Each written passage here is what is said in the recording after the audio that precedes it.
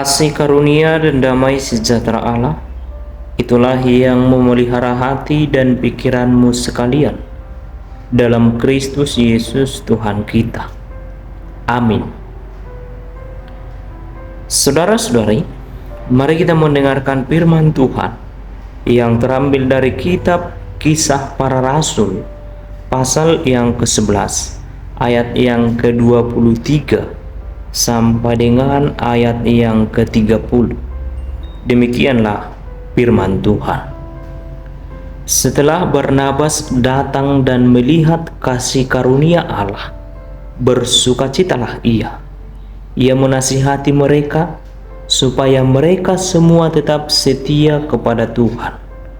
Karena Barnabas adalah orang baik, penuh dengan Roh Kudus dan iman. Sejumlah orang dibawa kepada Tuhan.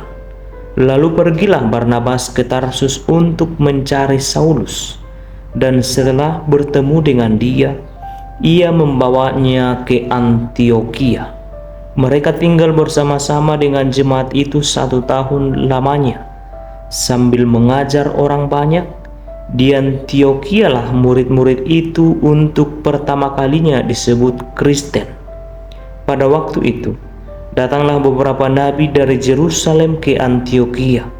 Seorang dari mereka yang bernama Agabus bangkit, dan oleh kuasa roh ia mengatakan bahwa seluruh dunia akan ditimpa bahaya kelaparan yang besar.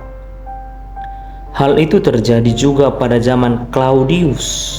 Lalu murid-murid memutuskan untuk mengumpulkan suatu sumbangan sesuai dengan kemampuan mereka masing-masing dan mengirimkannya kepada saudara-saudara yang diam di Judea. Hal itu mereka lakukan juga, dan mereka mengirimkannya kepada penatua-penatua dengan perantaraan Barnabas dan Saulus. Demikianlah pembacaan firman Tuhan.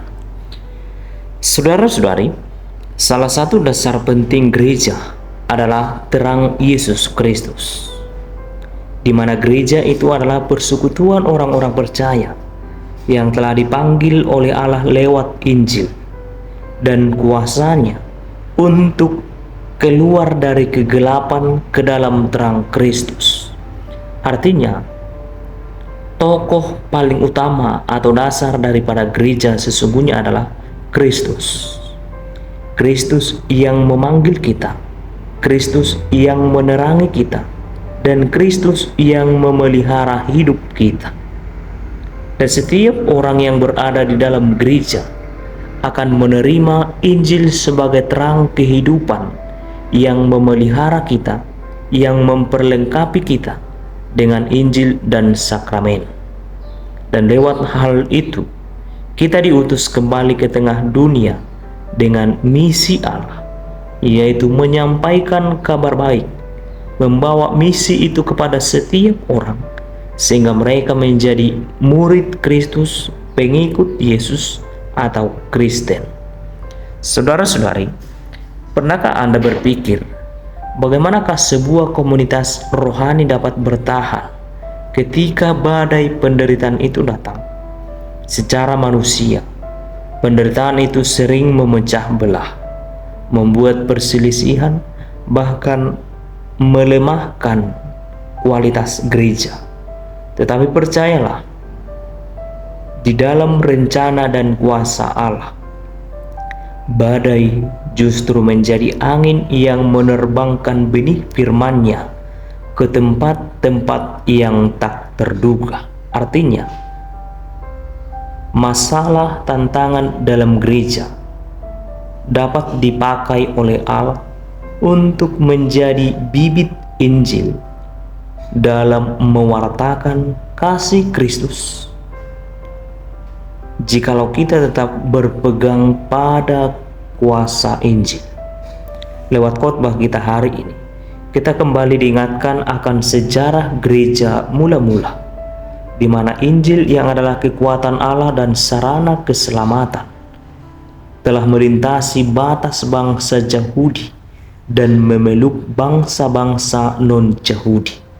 Artinya, melalui perikop ini kita akan melihat bagaimana Allah bekerja secara berdaulat demi menyelamatkan manusia berdosa hanya oleh karena kasih karunia Allah. Setelah penganiayaan Stefanus, jemaat yang terpisah, bahkan beberapa orang pergi ke Antiokhia, bahkan ada juga yang ke kota metropolitan ketiga besar di Kekaisaran Romawi, yang hidup mereka dipenuhi dengan penyembahan berhala, bahkan moralitas yang rusak. Namun di tengah kegelapan moralitas tersebut, jemaat mulai memberitakan Injil kepada orang-orang Yunani, dan tangan Tuhan sungguh menyertai, bahkan sejumlah orang menjadi percaya dan berbalik kepada Tuhan, seperti yang tertulis dalam ayat 21. Nah, artinya saudara-saudari, dari sini perlu kita mengetahui dan mengakui terlebih percaya bahwa keberhasilan mereka dalam memberitakan Injil pertobatan sesungguhnya bukanlah karena kefasihan berkhotbah atau strategi hebat para murid yang mempertobatkan kota rohani yang mati itu, melainkan karena tangan Tuhan, di mana kuasa Roh Kudus yang bekerja aktif. Iman timbul dari pendengaran akan firman kepada Kristus. Ketika Injil diberitakan, Allah yang akan membuka hati mereka yang terhilang, memanggil mereka dan menerangi mereka, terlebih mengarahkan hati dan pikiran mereka untuk datang bertobat. Saudara-saudari, Barnabas tidak melihat latar belakang masa lalu orang-orang Yunani itu, dan ia tidak menuntut mereka untuk menjadi orang Yahudi terlebih dahulu, sebab ia hanya melihat belas kasih karunia Allah.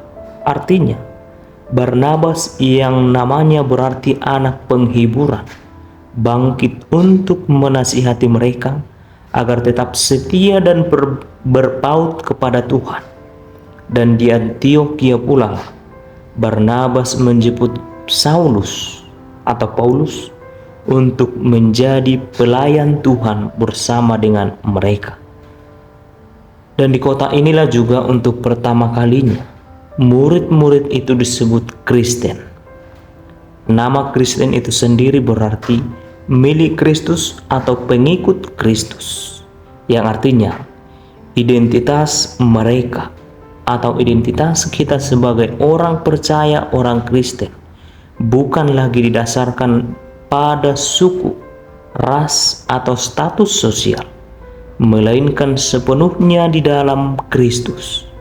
Kita dibenarkan bukan karena siapa kita, bukan karena kehebatan suku kita, atau bukan karena kekuatan pribadi, melainkan kepada siapa kita bersandar di hadapan Tuhan, dengan tetap bersandar kepada Kristus. Saudara-saudari, Martin Luther juga pernah menegaskan bahwa iman adalah hal yang hidup dan aktif, yang tidak mungkin tidak menghasilkan perbuatan baik. Artinya, dari kutipan ini dapat kita pahami dan kita mengerti bahwa iman harus berbuah. Jikalau iman itu tidak berbuah, maka sesungguhnya itu bukanlah iman yang benar.